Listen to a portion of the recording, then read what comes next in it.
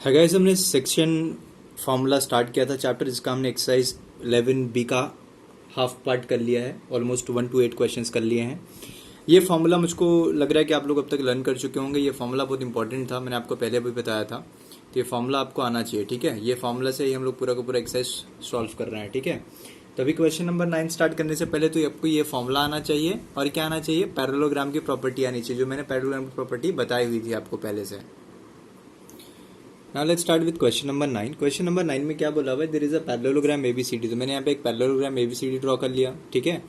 ए का वैल्यू क्या दिया हुआ है 3,6, मैंने लिख लिया 3,6। बी का वैल्यू है -3,1, मैंने वो भी लिख लिया। डी का वैल्यू है 6,2, वो भी लिख लिया। बोला है find out the coordinate of सी।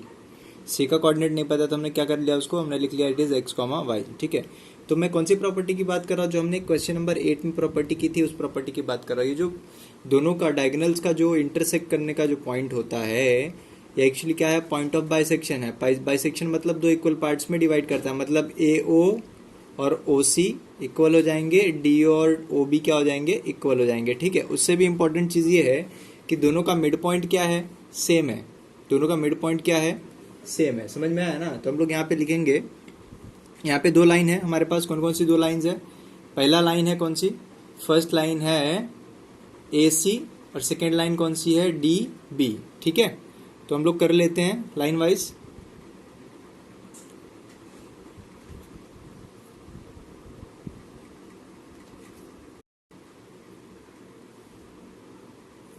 तो हम लोग लाइन वाइज कर लेते हैं।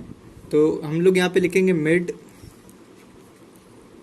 Point of AC is equal to mid point of BD, है ना। अब क्या करना होता है, अब इसका फॉर्मूला लगाना पड़ेगा। फॉर्मूला क्या होता है मिड पॉइंट का, आपको फॉर्मूला पता है ना, x1 plus x2 upon 2 comma y1 plus y2 upon 2 is equal to x1 plus x2 upon 2 comma y1 plus y2 upon 2। अब देखो सबसे बड़ा प्रॉब्लम क्या आता है कि हमको ये नहीं समझ, सर दो बार क्यों लिख दिया आपने, इधर पे भी x1 x2 लिखा है, यहाँ पे भी x1 x2 लिखा है, क्या दोनों जगह एक ही वैल्यू डालना है, नहीं। इसलिए हम लोग फॉर्मूला लिखते नहीं, आपको ये फॉर्मूला लिखना नहीं रहता, आप डायरेक्टली वैल्यू सब्सटीट्यूट कर सकते हो कि कंफ्यूजन ना हो, उससे जिससे समझ में आई ना बात। क्योंकि ये x1 x2 है, यहाँ पे मैंने x3 x4 लिखा होता तो उससे कुछ फर्क पड़ता नहीं था, ठीक है। यहाँ पे और यहाँ की वैल्यूज में फर्क नहीं पड़ता था, लेकिन ये आपको समझ में आए क्योंकि आपको कंफ्यूजन ना हो, इसलिए मैंने दोनों जगह पे x1 प्लस x2 यूज किया। बट एक्चुअली यहाँ पे क्या यूज करना चाहिए था, x3 x4 y3 y4। क्यों, क्योंकि हम लोग पॉइंट्स अलग अलग कर रहे हैं, ठीक है। तो पहले हम लोग कर रहे हैं AC के लिए। AC के लिए हम लोग क्या करेंगे, देखो ये A है और ये C है, दिख रहा है ना। तो फॉर AC मैं यहाँ पे लिख देता हूँ x1 is equal to 3, y1 is equal to 6, x2 is equal to x और y2 is equal to y। आप देख सकते हैं, है ना, मैंने लिख लिया वो। और फॉर BD अभी लिख लेते हैं। ये सारी चीज़ें लिखने से ना आपके क्वेश्चन में जो फॉर्मूला रहता है वो एकदम अच्छे से परफेक्ट और करेक्ट आता है, ठीक है। तो BD के लिए मैं लिख लेता हूँ x1 is -3, y1 is 1, x2 is 6 and y2 is 2। ये सारे वैल्यूज लिख लिए, फटाफट सिर्फ सब्सटीट्यूट कर देना है, ठीक है। तो AC का x1 कितना है, 3 है, तो मैंने यहाँ पे लिखा 3 प्लस x2 कितना है, x2 कितना है बताइए, उसका x है, क्या है, x है, मैंने x लिख लिया अपॉन 2 कम, उसका y1 कितना है, 6 है, और y2 कितना है, y है अपॉन 2 इज इक्वल टू, यहाँ पे बताइए क्या आ जाएगा, यहाँ पे आ जाएगा x1 प्लस x2। इसका x1 कितना है, देखिए -3 है, x2 कितना है, 6 है अपॉन 2, y1 कितना है, 1 है, y2 कितना है, 2 है अपॉन 2। समझ में आ रहा है। इसके बाद क्या हो जाएगा, ये हो जाएगा 3 प्लस x अपॉन 2 कमा 6 प्लस y अपॉन 2, और ये ब्रैकेट में क्या आ जाएगा, यहाँ पे आ जाएगा -3 प्लस 6 कितना होता है, +3 होता है ना, sign of the greater number. यहाँ पे भी क्या आ जाएगा, 3 अपॉन 2 आ जाएगा। इसको सॉल्व कर लेते हैं। सॉल्व कैसे करेंगे, this will be correspondence to this one, और ये इसके करस्पॉन्डिंग होगा, ठीक है। तो यहाँ पे हम लोग लिखेंगे 3 plus x upon 2 is equal to 3 upon 2, क्या लिखेंगे, ठीक है। और क्या लिखेंगे, and 6 plus y upon 2 is equal to 3 upon 2। इसका वैल्यू इसके इक्वल हो जाएगा, इसका वैल्यू इसके इक्वल हो जाएगा, ठीक है। इसको सॉल्व कर लेते हैं। ये 2 को इस तरफ लेके जाएंगे तो हो जाएगा 3 + x इज इक्वल टू 3/2। ये 2 ऊपर जाके मल्टीप्लाई हो जाएगा, ठीक है। फिर से and 6 + y is equal to 3/2, ये भी 2 ऊपर जाके मल्टीप्लाई हो जाएगा, ठीक है। ये और ये 2 कट, ये और ये 2 कट हो गया, ठीक है। अब देखिए क्या होगा, 3 + x is equal to 3 and 6 + y is equal to 3। तो क्या हो जाएगा, x is equal to 3 - 3 and y is equal to 3 - 6। तो ये हो जाएगा x is equals to 0 and y is equal to -3। तो जो कोऑर्डिनेट था c का कोऑर्डिनेट क्या था, c का कोऑर्डिनेट था x, y। ये हो जाएगा 0, -3। क्या हो जाएगा, 0, -3। समझ में आ गई बात। इस तरीके से पूरा का पूरा सम क्या हो गया, कंप्लीट हो गया। समझ में आए। अब आ जाएंगे हम लोग next question, that is question number 10 पे। 10 के लिए भी सेम फॉर्मूला यहाँ पे यूज, जो यहाँ पे फॉर्मूला यूज हुआ है सेम फॉर्मूला वहां पे भी यूज होगा। सिर्फ आपको याद रखना है ये चीज की पैरेललोग्राम प्रॉपर्टी क्या है, ठीक है। चलिए now coming to question number 10। Question number 10 again एक पैरेललोग्राम दिया हुआ है। यहाँ पे देखिए पी क्यू का वैल्यू दिया हुआ है और ये जो पॉइंट यहाँ पे इंटरसेक्ट करता है ना हर बार मिड पॉइंट, ये पॉइंट दिया हुआ है। हर बार मिड पॉइंट नहीं दिया रहता तो हमको फाइंड आउट करना पड़ता है, बट यहाँ पे मिड पॉइंट दिया हुआ है। अब ये एस और आर का वैल्यू निकालना पड़ेगा, एस और आर का वैल्यू निकालना है तुमको। एस और आर निकालने के लिए हमको क्या करना है, जैसे प्रीवियस क्वेश्चन में हमने किया एक साथ में, वैसे साइमल्टेनियस करने की जरूरत नहीं है। आप सिंगल लाइन को, जैसे ये लाइन को अलग से ले लीजिए और फिर इसको अलग से लेके सॉल्व करेंगे तो भी आपको आंसर मिल जाएगा। तो हम लोग यहाँ पे लिख लेते हैं फॉर पी आर। क्या लिख लेते हैं, for P R x1 is -4, y1 is 1, ठीक है। ये बीच वाला जो पॉइंट रहता है इसको हम लोग क्या बोलते हैं, x। तो पहले x2 और y2 में दिखा देता हूँ कि ये मेरा क्वेश्चन मार्क है, ये मेरा मिसिंग है। और जो x दिया हुआ है ना, x वो है 2 और y जो दिया हुआ है वो है 5। अब मिड पॉइंट का फॉर्मूला अगर आपको याद होगा तो सपोज ये पॉइंट O है। कौन सा पॉइंट है, O। तो O का पॉइंट है मेरा क्या होता है, x, y is equal to, mid point formula लगा रहा हूँ तो x1 + x2/2, y1 + y2/2, ठीक है। दिस इज इक्वल टू, अब ये O और ये पॉइंट दिया हुआ है, कितना दिया हुआ है, 2,5 दिया हुआ है। कितना दिया हुआ है, 2,5 दिया हुआ है। x + x1 + x2, x1 कितना दिया हुआ है, x1 दिया है -4, x2 दिया है क्या, नहीं दिया हुआ है। तो x2 को आप क्या करिए, यहाँ पे x2 एज है x2 भी लिख सकते हो, कोई प्रॉब्लम उससे नहीं है ना। कुछ और लिख सकते थे या फिर x2 भी लिखोगे तो चलेगा, ठीक है, बट वैल्यू नहीं दिया हुआ उसका कुछ, ठीक है। और यहाँ पे क्या हो जाएगा 2, ये क्या हो जाएगा y1 + y2। y1 कितना दिया हुआ है, 1 + y2/2। अब इसको सॉल्व करने का क्या तरीका है, इसको इसके साथ कंपेयर कर लो और इसको इसके साथ। यहाँ पे हम लोग लिखेंगे 2 is equal to -4 + x2/2 and 5 is equal to 1 + y2/2, ठीक है। ये 2 इधर आके मल्टीप्लाई हो जाएगा, 2 × 2 is equal to -4 + x2 and 5 × 2 is equal to 1 + y2। तो हो गया 4 is equal to -4 + x2 and 10 is equal to 1 + y2। इसको अभी शिफ्ट कर देते हैं, तो ये जगह 4 + 4 is equal to x2 and 10 - 1 is equal to y2, ठीक है। 4 + 4 कितना होता है, 8 is equal to x2 and 10 - 1 कितना होता है, 9 इज इक्वल टू y2, ठीक है। तो आपका जो पॉइंट है वो पॉइंट कौन था, आपका पॉइंट था R। कौन सा पॉइंट था, R था ना। तो R का जो पॉइंट है वो क्या हो जाएगा, R का पॉइंट क्या हो जाएगा, R हो जाएगा 8,9। क्या हो जाएगा, 8,9। अब सिमिलरली आप किसके लिए सॉल्व कर सकते हैं, नेक्स्ट वाले पार्ट के लिए सॉल्व कर सकते हैं। आ जाते हैं इसके सेकंड पार्ट पे। इसका सेकंड पार्ट जो दिख रहा है आपको, ये ऐसे करना है, ये सेकंड पार्ट है, इसको भी सेम वैसे ही करना है सॉल्व, है ना। फॉर QS हम लोग सॉल्व कर रहे हैं, फिर से हम लोग फॉर्मूला लगाएंगे O x, y और मिड पॉइंट का formula, that is x1 + x2/2, y1 + y2/2, ठीक है। तो क्या हो जाएगा, ये हो जाएगा 2,5 इज इक्वल टू x1 कितना है, 7 + x2/2, y1 कितना है, -3 + y2/2, ठीक है।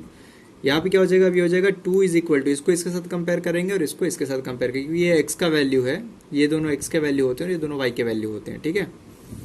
तो 2 is equal to 7 + x2/2 and 5 is equal to -3 plus y2 upon 2, ठीक है। 2 को 2 से मल्टीप्लाई कर लीजिए, हो जाएगा 7 plus x2 and 5 into 2 is equal to -3 plus y2, ठीक है। हो जाएगा 4 is equal to 7 plus x2 and 10 is equal to -3 plus y2। हो जाएगा 4 माइनस 7 क्योंकि 7 इधर शिफ्ट किया मैंने, और ये हो जाएगा 10 प्लस 3 क्योंकि 3 इधर शिफ्ट किया मैंने। तो हो जाएगा कितना, 4 माइनस 7 होता है -3 for x2 and 13 for y2। तो आपका o कितना हो जाना चाहिए, o हो जाना चाहिए -3, 13। कितना हो जाना चाहिए, -3, 13। ये आंसर हो जाएगा आपका किसके लिए, क्वेश्चन नंबर 10 के लिए। Now let's begin with question number 11। Question number 11 बहुत ही सिंपल क्वेश्चन है। बोला हुआ है कि there is a line segment A B जिसमें एक पॉइंट m है और पॉइंट m उसके ऊपर है, तो ऑब्वियसली वो सब क्या हो जाएंगे, a m b कोलिनियर हो जाएगा। उसके अलावा एक और प्रॉपर्टी दी हुई है कि a से m और m से b का लेंथ जो है क्या है, सेम है, ठीक है। वो लेंथ सेम है, इसका मतलब m क्या हो गया, m हो गया मिड पॉइंट। क्या हो गया, मिड पॉइंट। मिड पॉइंट हो गया तो हम लोग कौन सा फॉर्म लगाएंगे, मिड पॉइंट फॉर्मूला लगाएंगे, ठीक है। तो this is x1 y1 x2 y2, this is x and y का वैल्यू मैंने सब लिख लिया। देखो x1 y1 x2 y2 का वैल्यू लिख लिया, x और y का लिख लिया। अभी मिड पॉइंट का फॉर्मूला का मिड पॉइंट फॉर्मूला का यहाँ पे यूज करना है। क्या यूज करेंगे हम लोग, लिखेंगे m x, y is equal to x1 plus x2 upon 2 and y1 plus y2 upon 2। जो अभी प्रीवियस क्वेश्चंस में किया वही करना है, कुछ इसमें अलग नहीं आने वाला। मैंने आपको बताया बहुत ही सिंपल एक्सरसाइज है ये, चैप्टर ही बहुत सिंपल है ये, ठीक है। तो यहाँ पे आ जाता है x और y का वैल्यू, तो कितना है 2 एंड b, तो हम लोग लिखेंगे 2 and b is equal to x1 plus x2 कितना है, x1 कितना है बताइए, x1 है a, x2 कितना है 1 अपॉन 2, y1 कितना है -3 और y2 कितना है 7 अपॉन 2, ठीक है।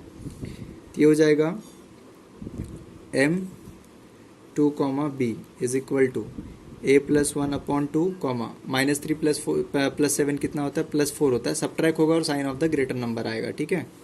अभी थोड़ा सा और रिड्यूस हो सकता है, तो इसको हम रिड्यूस कर लेंगे। जो जो चीज़ें रिड्यूस हो सकती हैं उसको एकदम एंड तक रिड्यूस करने का, ठीक है। a प्लस 1 अपॉन 2 ये रिड्यूस क्यों नहीं हो सकता, क्योंकि यहाँ पे वेरिएबल है, बट यहाँ पे वेरिएबल नहीं, 2 1 एंड 2 2 जा, तो कितना हो जाएगा, यहाँ पे सिर्फ 2 आ जाएगा, ठीक है। अब इसको हम लोग आराम से सॉल्व कर सकते हैं। क्या लिखेंगे, देखो ये फर्स्ट नंबर इसके फर्स्ट वाले से कंपेयर करना और सेकंड वाले को सेकंड वाले से, ठीक है। सो हम लोग लिख सकते हैं 2 is equal to a plus 1 upon 2 and b is equal to 2। तो b का वैल्यू चाहिए था, वो तो मिल गया आपको। a का चाहिए, a का कैसे निकालेंगे, ये 2 को इधर शिफ्ट करेंगे, तो 2 into 2 is a plus 1 and इसको एज इट इज़ लिखते जाओ, ठीक है। 2 2 सा कितना हो जाएगा 4, a प्लस 1 और ये क्या हो जाएगा b इज इक्वल टू 2। अब ये 4 minus 1 is equal to a and b is equal to 2। So a is equal to 3 हो जाएगा and b is equal to 2 हो जाएगा। यहाँ पे क्वेश्चन में क्या बोला था, find out the value of a and b। So this is the answer. समझ में आया, ये हो गया आपका 11th question. Okay, now coming to question number 12। ये क्वेश्चन नंबर 12 एकदम as it is question number 11 जैसा ही है, कुछ इसमें डिफरेंट ज़्यादा है नहीं, ठीक है। तो करना क्या है, यहाँ पे पी आर एक लाइन है जिसपे एक पॉइंट क्यू है, ठीक है। तो ये हो गया कोलिनियर पी क्यू आर, और बोला हुआ है कि पी क्यू का डिस्टेंस एंड क्यू आर का डिस्टेंस इक्वल है। इसका मतलब क्यू क्या हो गया, मिड पॉइंट हो गया, ठीक है। ये सारे वैल्यूज दिए हुए हैं, तो x1 y1 x2 y2 ये x और y का वैल्यू होता है, मैंने लिख लिया, ठीक है। सारे वैल्यूज लिख दिए है ना। कन्फ्यूजन तुमको किधर होगा कि y2 की जगह पे y लेना है और y की जगह पे 4 लेना है, नहीं, ये मैंने वैल्यूज लिखे हुए हैं। ये सारे अपने स्टैंडर्ड फॉर्म्स है ना, x1 y1 x2 y2 x and y, इन सब के वैल्यू हमको लिखने होते हैं। तो x1 y1 पे कौन आता है, फर्स्ट पॉइंट आता है, x2 y2 पे कौन आता है, सेकेंड पॉइंट आता है, और मिडिल वाले को हम लोग x एंड y का वैल्यू बोलते हैं। समझ में आया ना। तो उससे कोई कन्फ्यूजन नहीं होना चाहिए कि यहाँ पे x और y अगेन दिया हुआ है, तो उससे कुछ फर्क नहीं पड़ता है, ठीक है। अब ये फॉर्मूला आपका लगना है mid point. Mid point formula है x, y x1 plus x2 upon 2 y1 plus y2 upon 2, ठीक है।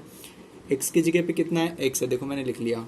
y की जगह पे कितना है, 4 है, लिख दिया, इज इक्वल टू x1 कितना है, -7 है, दिख रहा है -7, और x2 कितना है, x2 कितना है 3 है, लिख दिया, अपॉन 2, y1 कितना है, y1 है 1, और y2 कितना है, y है, तो ये यहाँ पे लिख दिया अपॉन 2, ठीक है। अब इसको सॉल्व कर लेना। देखो इसको इसके साथ कंपेयर करके सॉल्व करना, and this is equal to this, compare करके सॉल्व करना। इसका जो रिमेनिंग पार्ट है वो है homework. Question number 13। Question number 13 भी अगेन बहुत सिंपल है।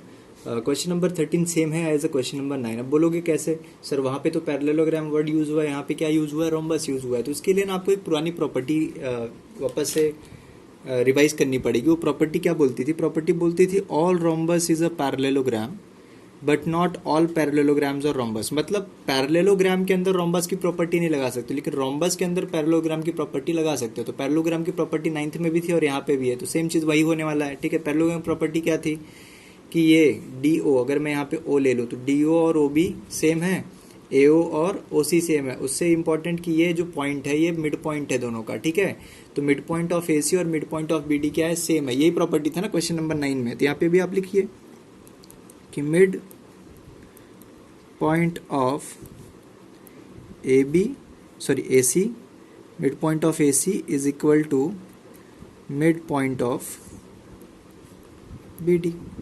बस ये प्रॉपर्टी वहाँ पे भी लगी थी, यहाँ पे भी लगानी है। अब फॉर्मूला क्या था? फॉर्मूला था इसका x1 प्लस x2। ठीक है, x1 प्लस x2, इसका x1 कितना है? 3 है, और x2 कितना है?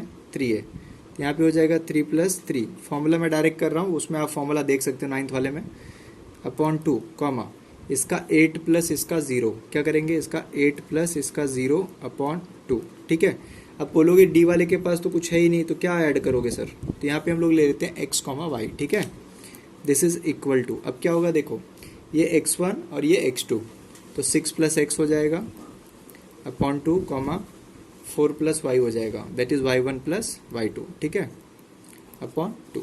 ठीक, 3 प्लस 3 कितना होता है? 6 upon 2, 8 plus 0 is 8, 8 upon 2 is equal to 6 plus x upon 2 comma 4 plus y upon 2। इसमें कोई चेंजेस नहीं आए क्योंकि इधर वेरिएबल है, बट यहाँ पे चेंजेस आ सकते हैं। 2 का टेबल से कैंसिल कर लो 3 पे, और 2 का टेबल से 4 पे, तो हो जाएगा 3 comma 4 is equal to 6 plus x upon 2 comma 4 plus y upon 2। ठीक है, अब क्या होने वाला है यहाँ पे हो जाएगा कि 3 is equal to 6 plus x upon 2 and 4 is equal to 4 plus y upon 2। अब इसको सॉल्व कर लो, बस सॉल्व कर लिया, आंसर आ गया। 3 2 6 ऐसे हो जाएगा, और ये 4 into 2 is equal to 4 plus y हो जाएगा। 3 2 6 is equal to 6 plus x हो जाएगा, and 8 is equal to 4 plus y हो जाएगा। तो 6 minus 6 is equal to x हो जाएगा, and 8 minus 4 is equal to y हो जाएगा। ठीक है, हो जाएगा 0, और ये हो जाएगा 8 माइनस 4 कितना होता है? 4 होता है। ठीक है, तो ये आ गया तुम्हारा कोऑर्डिनेट ऑफ डी। डी का कोऑर्डिनेट आपने x कॉमा वाई के फॉर्मेट में लिखा था, तो उसको आप लिख सकते हैं 0,4। कितना लिख सकते हैं? 0,4। ये हो गया आपका क्वेश्चन नंबर 13 फिनिश। ना कमिंग टू क्वेश्चन नंबर 14। फिर से लग रहा होगा कि टफ है, बट टफ है नहीं, सिर्फ वो घुमा फिरा के पूछना तो उनको मिड पॉइंट फॉर्मूला ही है। तो यहाँ पे बोला हुआ है कि there is a circle in which there is a diameter A B और C is the centre of the circle. ठीक है, तो ए बी डायमीटर है, ऑब्वियसली सेंटर जो है सर्कल का वो डायमीटर के ऊपर ही रहेगा, नहीं तो डायमीटर थोड़ी रहेगा। डायमीटर सेंटर से पास होना चाहिए ना, तभी तो डायमीटर होता है। ठीक है, तो ये हो गया ए बी और ये हो गया सी। तो सी जो डायमीटर, सी जो है पॉइंट सेंटर क्या होता है डायमीटर का? सेंटर डायमीटर का मिड पॉइंट होता है। क्या होता है? मिड पॉइंट होता है। तो ये मिड पॉइंट हो गया, ये और बी हो गया। ठीक है, ए को x1 y1 लिख देते हैं, लिख दिया मैंने। इसको x2 y2, यहाँ पे xy क्यों लिख दिया कि नहीं था कुछ भी तो मैंने लिख दिया, नहीं तो x2 y2 लिख के क्वेश्चन मार्क भी डाल के सॉल्व कर सकते हो, कोई प्रॉब्लम नहीं है। ठीक है, यहाँ पे क्वेश्चन मार्क डाल के भी सॉल्व कर सकते हो। ठीक है, नॉट एन इशू। और क्यों ऐसा ये क्यों बोला मैंने x2 y2 को क्वेश्चन मार्क डाल के लिए? क्योंकि आप लोग इधर से कंफ्यूज, इन दोनों में कुछ लेना देना ही नहीं है। क्यों पता है क्या? ये मिड पॉइंट का पॉइंट है और इसका वैल्यू ये है। ठीक है, और इसका वैल्यू मैंने ये कंसिडर किया है। समझ में आएगी नहीं बात? तो कन्फ्यूजन नहीं होना चाहिए। ठीक है, तो यहाँ पे भी आ जाते हैं। सी इज अ सेंटर, सेंटर का फॉर्मूला हम लोग लगा लेते हैं x कॉमा वाई करके, और ये मिड पॉइंट फॉर्मूला लगेगा तो x1 plus x2 upon 2 comma y1 plus y2 upon 2। अब ये c जो है x और y का वैल्यू 1,2 दिया हुआ है, 2 नहीं है -2 है। क्या है? -2 है। x कॉमा -2 है, 1 कॉमा -2 है, और x1 कितना है? x1 है -4, x2 कितना है? x है, और y1 कितना है? y1 है 10, और y2 है y अपॉन 2। अब इसको सॉल्व कर लेना। देखो, इसको इसके साथ कंपेयर कर देना और दूसरे वाले को दूसरे के साथ। तो जाएगा 1 is equal to -4 plus x upon 2 and -2 is equal to 10 plus y upon 2। Solve कर लो बस इसको, ये 2 इधर आ जाएगा, 1 into 2 is equal to -4 plus x and -2 into 2 is equal to 10 plus y. तो हो जाएगा 2 is equal to -4 plus x और ये हो जाएगा -4 is equal to 10 plus y. ठीक है, ये हो जाएगा 2 plus 4 is equal to x and -4 minus 10 is equal to y. ये कितना हो जाएगा 6 और ये कितना हो जाएगा -14 इज इक्वल टू वाई। तो किसका कोऑर्डिनेट था, बी का था, x, y अगर था तो उसको हम लोग लिख सकते हैं 6, -14। कितना हो जाएगा 6, -14। This is the answer. ठीक है, इतना कर लिया और हो गया क्वेश्चन कंप्लीट।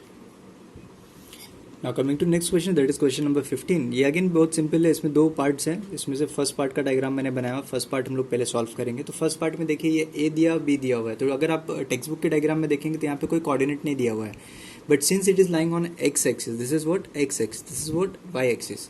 तो एक्स एक्सिस के ऊपर कोई भी पॉइंट रहेगा, ऑन एक्स एक्सिस रहेगा, तो उसका कोऑर्डिनेट होता है x, 0। और कोई भी पॉइंट अगर y एक्सिस के ऊपर रहेगा उसका कोऑर्डिनेट होता है 0, y। ठीक है, ये मैंने लिख लिया अपने खुद से, है ना, कॉमन सेंस वाली बात है जो मैंने आपको पहले बताया भी है। ठीक है, अब इसमें सिंपल सी बात है, ये मिड पॉइंट है तो मिड पॉइंट फॉर्मूला लगेगा। तो हम लोग सबसे पहले वैल्यूज लिख लेंगे। x1 कितना है, x है, y1 कितना है, 0 है, x2 कितना है, 0 है, y2 कितना है, y है, x कितना है, 3 है, y कितना है, -2। ये सारे वैल्यूज मैंने यहाँ से देख के लिख लिया, x1 y1 x2 y2 x and y। ठीक है, अब फॉर्मूला लगा लेंगे मिड पॉइंट का, mid point of x, y। ठीक है, this is equal to x1 plus x2 upon 2, y1 plus y2 upon 2। ठीक है, अब ये क्या है भाई, ये 3, -2 इज इक्वल टू x1 कितना है, x1 है x, y1 कितना है 0 अपॉन 2, y1 कितना है 0, y2 कितना है y अपॉन 2। ठीक है, अब ये वैल्यू सब्स्टिट्यूट कर दिए। अब देखो ये वाला इसके साथ कंपेयर हो जाएगा, ये इसके साथ, बट थोड़ा सा रुक जाइए अभी, और थोड़ा सा हम लोग कैलकुलेशन और कर लेते हैं ना। ये देखो 0 से ऐड करेंगे तो कुछ होगा नहीं, ऐसे एज इट इज़ आ जाएगा, इसको भी ऐड करेंगे तो कुछ होगा नहीं, एज इट इज़ आ जाएगा। ठीक है, अब कंपेयर कर लीजिए, 3 is equal to x upon 2 and -2 is equal to y upon 2। ये हो जाएगा 3 into 2 is equal to x and -2 into 2 is equal to y। ठीक है, 3 2 कितना हो जाएगा 6 एंड -4 इज इक्वल टू 5। तो यहाँ पे कोऑर्डिनेट्स चाहिए थे, किसके किसके, a और b के। तो a का कोऑर्डिनेट क्या था, x, 0। तो इसको अगर मैं ऐसे लिखूँ तो ये हो जाएगा 6, 0। और b का कोऑर्डिनेट क्या था 0, y। इसको लिखो तो 0, -4। अच्छा, एक सबसे इंपॉर्टेंट बात यहाँ पे क्या है, देखो क्रॉस चेक कर सकते हो यहाँ पे आंसर। ये x पॉजिटिव एक्सिस पे है तो ये प्लस में आंसर आना चाहिए, और ये देखो नेगेटिव एक्सिस पे ना नीचे की तरफ, तो ये किस पे आएगा, नेगेटिव में, है ना। ये राइट साइड में पॉजिटिव रहता है ना, x राइट साइड में पॉजिटिव है तो इसका आंसर प्लस में आना चाहिए, और ये नीचे डाउनवर्ड्स है तो यहाँ पे क्या होएगा, नेगेटिव आंसर आएगा। ठीक है, तो चेक कर लेना कि आपका नेगेटिव और पॉजिटिव आंसर आ रहा है क्या, इससे आप वेरीफाई कर सकते हो कि आपका आंसर करेक्ट है या इनकरेक्ट है ना। तो यहाँ पे हमारा क्या आंसर आ रहा है, करेक्ट आंसर आ रहा है। अब एक और क्वेश्चन इसका है, वो क्वेश्चन मैं आपको दूंगा होमवर्क के लिए। ठीक है, तो सेकंड वाला जो इसका होमवर्क है वो आप, सेकंड वाला जो पार्ट है वो आप करिए होमवर्क में। ठीक है, 15th का जो सेकंड वाला है वो आप करिए होमवर्क के लिए। चलिए अब आ जाते हैं क्वेश्चन नंबर 16 पे। अब क्वेश्चन नंबर 16 में भी कुछ अलग करके दिखाना है नहीं, तो क्वेश्चन नंबर 16 भी किसके जैसा है, क्वेश्चन नंबर 9 के जैसा है, एज इट इज। ठीक है, क्वेश्चन नंबर 9 और क्वेश्चन नंबर आप बोल सकते हैं 13th वाला। ठीक है, ये मैंने दिया हुआ है 13th, आपको होमवर्क के लिए भी थोड़ा सा पार्ट दिया हुआ है उसका। तो क्वेश्चन नंबर 9 और क्वेश्चन नंबर 13 के जैसा ही है क्वेश्चन में कोई ज़्यादा डिफरेंस नहीं है। Again square is also parallelogram, तो प्रॉपर्टी वही लगेगी, mid point of P R दिख रहा है ना, P R, where is P R, ये इसका मिड पॉइंट और क्यू एस का मिड पॉइंट सेम है ना। तो mid point of P R is equal to mid point of Q S. Mid point of P R का formula क्या होता है, x1 plus x2 upon 2, y1 plus y2 upon 2। किसका, P R का। तो पी आर का x1 x2 y1 y2 value डाल दिया upon 2 is equal to, same आपके पास क्यू एस के लिए करना है, तो x1 x2 y1 y2 लगा दिया वैल्यूज, है ना, सब्स्टिट्यूट कर दिया, इधर का सॉल्व किया तो मेरे को कितना मिला, -6 अपॉन 2 और ये 14 अपॉन 2। ठीक है, ये चीज़ बहुत याद रखना, यहाँ पे -3 प्लस -3, क्योंकि दोनों जगह पे x1 की वैल्यू में भी -3 और x2 की वैल्यू में भी -3 है, ठीक है। तो बाद में ये प्लस माइनस माइनस हो जाएगा, तो यहाँ पे माइनस लिख दिया मैंने, तो -6/2 हो गया और ये 14/2 हो गया, ठीक है। इधर पे सॉल्व किया, 0 + x x होता है अपॉन 2, और इस जगह 7 + y/2, ये हो गया 3, डिवाइड करने के बाद ये डिवाइड करने के बाद 7 हो जाएगा, ये हो जाएगा x/2, ये हो जाएगा 7 + y/2। अब कंपैरिजन कैसे करेंगे, इसको इसके साथ कंपेयर करेंगे और इसको इसके साथ कंपेयर करेंगे, समझ में आया ना। तो ये हो जाएगा -3 = x/2 एंड 7 = 7 + y/2। सॉल्व कर लीजिए, 2 इधर मल्टीप्लाई करेंगे, -6 हो जाएगा, दैट इज x, एंड 7 × 2 = 14 हो जाएगा, दैट इज 7 + y। तो 14 - 7 = 7, दैट इज y, x = -6, ठीक है। ये हो गया तुम्हारा आंसर, ठीक, दैट्स इट, इतना हो गया। इसके साथ ये पूरा एक्सरसाइज जो हो गया आपका फिनिश हो गया और चैप्टर भी खत्म हो गया, सेक्शन फॉर्मूला पूरी तरीके से कंप्लीट हो चुका है।